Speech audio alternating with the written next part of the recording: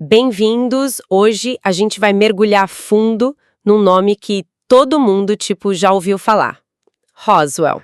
Com certeza. 1947, Novo México. Exato. E a história que sempre nos contaram é de uma nave alienígena que caiu. Só que as fontes que a gente analisou para hoje, elas jogam essa história toda pela janela. É uma proposta completamente diferente. Totalmente. Transforma um clássico de ficção científica num suspense de espionagem da Guerra Fria. Nossa missão aqui é analisar a tese de que Roswell não foi um acidente, mas sim uma das mais ousadas operações de guerra psicológica já criadas. Criada para esconder uma verdade bem desconfortável, né? Sobre o que de fato aconteceu no final da Segunda Guerra. Ok, vamos desvendar isso. O que é fascinante, é que essa linha de pensamento não só reinterpreta Roswell, ela vira de ponta cabeça toda a história da ufologia. Como assim? Se a gente seguir a lógica dessas fontes, o fenômeno OVNI moderno não começou com visitantes de outros planetas. Começou com uma tecnologia bem terrestre e um conflito que, supostamente, nunca acabou. Entendi. E a nossa conversa aqui vai conectar eventos que parecem não ter nada a ver. A queda no deserto, uma expedição militar gigantesca e super misteriosa para a Antártida. E a explosão dos alienígenas na cultura pop. Exatamente. É uma teia complexa, mas segundo essa visão, todos os fios levam de volta para o mesmo lugar. O gelo do Polo Sul. Essa ideia de que a ufologia inteira nasceu de um conflito terrestre, nossa, é uma virada de chave completa. E para essa teoria fazer sentido, ela precisa de um ponto de partida, né? Sim, um marco zero. E o que as fontes apontam como esse marco zero é a própria queda em Roswell, que elas descrevem de uma forma chocante. Não como um acidente, mas como uma montagem. Exato, um falso incidente criado de propósito. A ideia é que nada caiu do céu por acidente. Foi tudo uma cena montada. Uma peça de teatro em escala nacional. Basicamente isso. E a partir daí, a fonte que a gente está analisando, ela constrói o argumento de forma muito forte.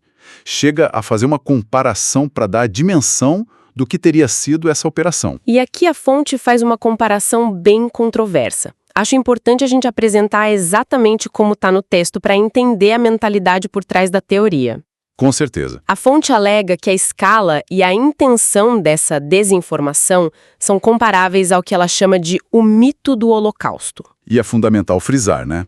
Essa é a terminologia e a alegação da fonte que estamos analisando. Exato. O nosso papel aqui não é validar essa comparação, mas entender por que a fonte a utiliza para argumentar sobre a magnitude da suposta mentira. Precisamente.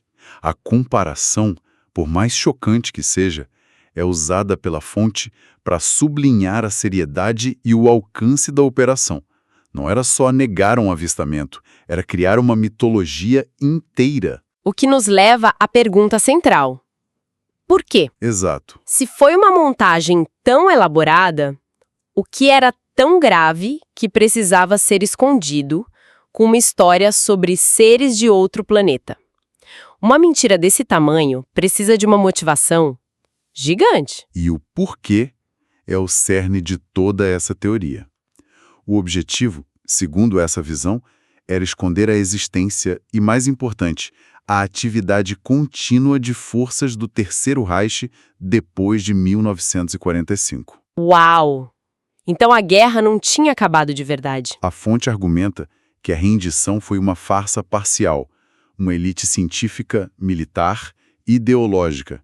Ela não teria sido derrotada, teria sido realocada. Para onde? Eles teriam se reagrupado em bases secretas na Antártida, especificamente numa área que a Alemanha nazista reivindicou e chamou de Neuschwabenland. Lá estaria a lendária Base 211. Faz sentido. Então o mito de Roswell foi a solução. Foi a solução. Como explicar as tecnologias estranhas que começariam a ser vistas nos céus sem admitir que um inimigo supostamente aniquilado ainda estava ativo e, pior, tecnologicamente à frente? Você cria um novo outro, o extraterrestre. Exatamente. Certo, então a ideia é desviar o olhar. Se as pessoas estão olhando para as estrelas, não estão olhando para o Polo Sul. Mas ainda parece um salto muito grande. Criar uma mitologia alienígena inteira. Por que isso se tornou tão urgente justamente em 1947? Aí está o catalisador. Essa necessidade de criar uma cortina de fumaça não surgiu do nada. De acordo com as fontes, foi a consequência direta de um desastre militar americano, secreto e humilhante. Que desastre foi esse? A Operação High Jump, oficialmente uma expedição naval gigantesca para a Antártida, entre 46 e 47, liderada pelo famoso almirante Richard Byrd. A narrativa pública era de que era uma missão científica. Uma missão científica com um porta-aviões, 13 navios de guerra e quase 5.000 homens. Parece um pouco exagerado para coletar amostras de gelo. Exatamente. As fontes argumentam que a missão real era outra: localizar e destruir essa suposta base nazista. E o resultado descrito é o de um fracasso total. Fracasso como? A força-tarefa americana teria sido repelida, mas não pelo frio. Teria sido repelida por, e aqui eu cito, tecnologias nazistas superiores. As fontes falam de naves em formato de disco saindo da água, atacando a frota com armas de energia. Nossa! Causando perdas e forçando uma retirada. O próprio almirante Byrd, em entrevistas posteriores, teria feito declarações bem enigmáticas sobre os Estados Unidos precisarem se defender de caças inimigos que podem voar de polo a polo em velocidades incríveis. E isso tudo aconteceu em 1947, o mesmo ano de Roswell. A conexão aí parece ser a chave de tudo. É uma conexão direta de causa e efeito, segundo a teoria. A derrota na Antártica foi um choque de realidade para o alto comando americano. Eles confirmaram que o inimigo existia. Duas coisas. Primeiro, que o inimigo não só existia, como possuía uma tecnologia de voo que eles não conseguiam nem igualar, muito menos combater. E a segunda? Que essas naves, que as fontes chamam pelos nomes dos supostos projetos alemães, como Raunebo e Vril, já estavam sobrevoando o território americano com total impunidade. Ok, só para esclarecer para quem não conhece. Esses nomes, Raunebo e Vril, as fontes descrevem como projetos de naves em formato de disco que a Alemanha estaria desenvolvendo, certo? Exato. Usando tecnologias de propulsão não convencionais. Eram supostamente o ápice da engenharia alemã. Então os Estados Unidos tinham um problema de segurança nacional gravíssimo. Gigantesco. Naves inimigas nos seus céus e uma derrota militar que provava que eles não podiam fazer nada. A solução não podia ser militar, tinha que ser psicológica. E aí nasce a necessidade de criar a cultura ufológica extraterrestre. Para dar uma explicação alternativa e principalmente controlável para o que as pessoas estavam começando a ver. Faz sentido, do ponto de vista estratégico. Se você não pode vencer militarmente, o próximo passo é controlar a narrativa. E como as fontes dizem que eles fizeram isso na prática? Quem foram os arquitetos dessa história? As fontes apontam para uma colaboração entre a recém-criada NSA, a Agência de Segurança Nacional, e um comitê ultra-secreto, o lendário Majestic 12, ou MJ-12. Famoso no mundo da conspiração. Exato. E a tática deles teria sido brilhante na sua simplicidade. Não negar os avistamentos, mas cooptar os avistamentos. Eles pegavam os relatos reais de tecnologia alemã e sistematicamente reclassificavam e divulgavam como objetos voadores não identificados de origem exoplanetária. Eles basicamente sequestraram a narrativa. Precisamente. A fonte usa um exemplo muito específico para ilustrar isso: o famoso avistamento de Kenneth Arnold, em junho de 47, poucas semanas antes de Roswell. O caso que popularizou o termo discos voadores. Esse mesmo. Segundo a teoria, o que Arnold viu não eram nazis alienígenas. Eram 9 aeronaves alemãs capturadas, do modelo Orten-Ho 229, que era uma asa voadora a jato que realmente existiu. E estavam sendo testadas onde? Na Área 51. O avistamento de Arnold foi real, mas a explicação extraterrestre foi a camada de desinformação aplicada sobre ele. E Roswell, semanas depois, teria sido a confirmação espetacular dessa nova narrativa. Ok. Isso explica o acobertamento da ameaça nazista. Mas as fontes que a gente analisou vão ainda mais fundo. Elas sugerem que Roswell era uma operação com múltiplos objetivos. Sim. E aí a coisa fica ainda mais complexa. Roswell não serviu só para esconder a ameaça da Antártida. De acordo com o material, foi uma tapadeira, uma cobertura para duas coisas ao mesmo tempo. Qual a primeira? A primeira era o programa de engenharia reversa. Os Estados Unidos, com a Operação Paperclip, trouxeram centenas de cientistas alemães, certo? A narrativa de que estavam estudando uma nave alienígena era a desculpa perfeita para justificar os orçamentos secretos gigantescos. Para estudar a tecnologia alemã capturada. Exato. E a segunda camada. É aí que a teoria mergulha em águas bem mais profundas. Muito mais. A segunda camada, segundo a fonte, era ocultar a colaboração de uma elite globalista, que ela chama de asinárquia, com o que descreve como entidades alienígenas traidoras. Certo, vamos parar aqui um instante. Asinárquia, entidades alienígenas traidoras. A gente precisa definir esses termos. Claro, sinárquia é um termo usado para descrever um governo secreto, uma elite oculta que controlaria o mundo por trás dos panos. Nessa teoria, essa sinárquia não teria interesses humanos. E as entidades alienígenas traidoras? Seriam seres não humanos, baseados num local mítico do budismo tibetano chamado Shangshambala, uma espécie de reino subterrâneo na Ásia Central. A alegação é que essa elite global teria feito um pacto com esses seres para obter poder. Em troca do controle do planeta. Exato.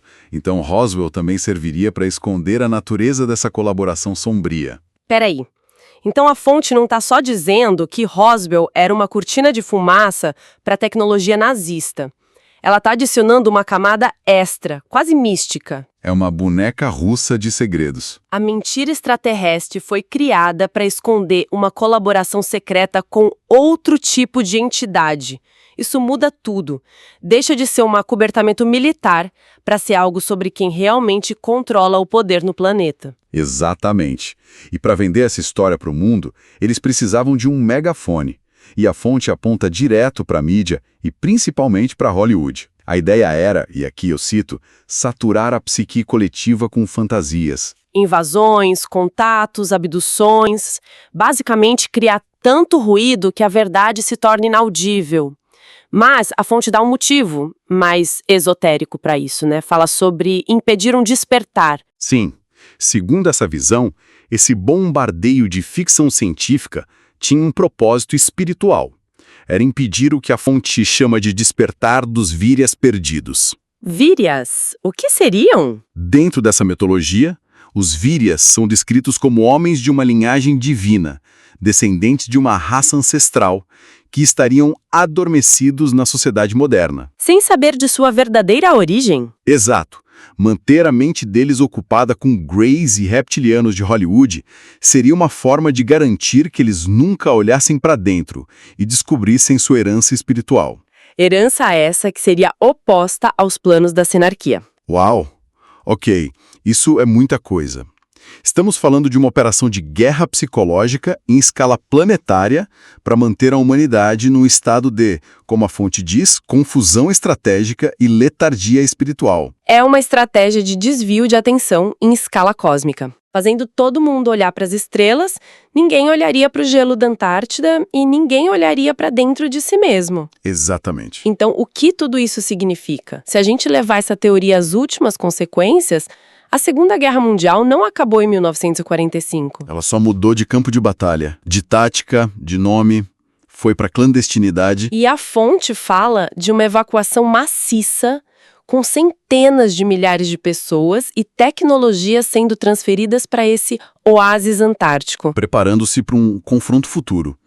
E aqui a fonte nos dá uma metáfora incrivelmente poderosa para entender o papel de Roswell. Qual? Ela diz que Roswell é como uma máscara de látex colocada sobre o rosto de um soldado inimigo. A máscara seria o rosto de um alienígena do espaço. Usada para que as pessoas jamais reconheçam por baixo dela o elmo de um guerreiro que nunca se rendeu. E por trás dessa máscara, por trás desse soldado inimigo, as fontes dizem que ainda existe uma outra camada de poder. É aí que entram os arcontes e o demiurgo, certo? Sim, é o nível final da teoria. São conceitos tirados do gnosticismo. De forma bem simples, o demiurgo seria uma falsa divindade, o criador do mundo material, que é visto como uma prisão. E os arcontes? Seriam seus servos, entidades que governam o mundo material e mantêm a humanidade presa na ignorância. E como isso se conecta com Roswell? Nesta visão, toda a narrativa ufológica convencional, ETs, salvadores espaciais, é só mais uma ferramenta desses arcontes e do demiurgo. O objetivo final seria um governo mundial teocrático e materialista, Um controle total. que só seria possível apagando os rastros da verdadeira herança espiritual da humanidade. Ou seja, na ótica da fonte, a facção nazista da Antártida não seria um mal absoluto, mas sim uma força que se opõe a esse plano de controle global ainda mais sinistro. É isso. Exatamente. Nessa visão de mundo extremamente polarizada, eles são apresentados como o inimigo do sistema globalista, uma força que continuaria ativa e vigilante na Terra do Fogo e nas profundezas do gelo polar. Aguardando um confronto final. Sim. Recapitulando a jornada desta análise, a gente saiu de um suposto acidente de disco voador no Novo México e chegou a uma guerra secreta com camadas geopolíticas, tecnológicas e, finalmente, espirituais. Travada nos confins gelados do planeta. O argumento central da fonte é que a história de Roswell é o véu que esconde o fato de que a Segunda Guerra Mundial continua e que os OVNIs que inauguraram a era moderna da ufologia não eram de outro planeta. Eram tecnologia humana avançada de uma facção inimiga que o mundo foi levado a acreditar que tinha sido aniquilada. A principal implicação disso é transformadora. Se essa perspectiva for considerada, mesmo que como um exercício de pensamento, toda a história da ufologia desde 1947 se converte. Deixa de ser uma busca por vida extraterrestre e passa a ser o estudo de uma das mais sofisticadas e duradouras campanhas de guerra psicológica já concebidas. A questão fundamental muda. Drasticamente. A gente sai do "estamos sozinhos no universo" para uma pergunta muito mais perturbadora. Quem, aqui na Terra, está nos enganando e por quê? Isso nos deixa com a última reflexão. A fonte sugere que uma narrativa globalmente aceita foi meticulosamente construída para mascarar uma realidade geopolítica complexa, desconfortável. Isso levanta uma questão importante. Se a história mais famosa sobre contato extraterrestre pode ser reinterpretada como uma cortina de fumaça para um conflito terrestre, que outras verdades estabelecidas em nosso mundo poderiam ser, na verdade, as sombras projetadas por guerras e realidades que nos recusamos a ver. Para uma melhor compreensão desse tema, recomendamos a leitura do livro O Mistério de Belicena Vilca, cujo link de download está fixado na descrição deste vídeo.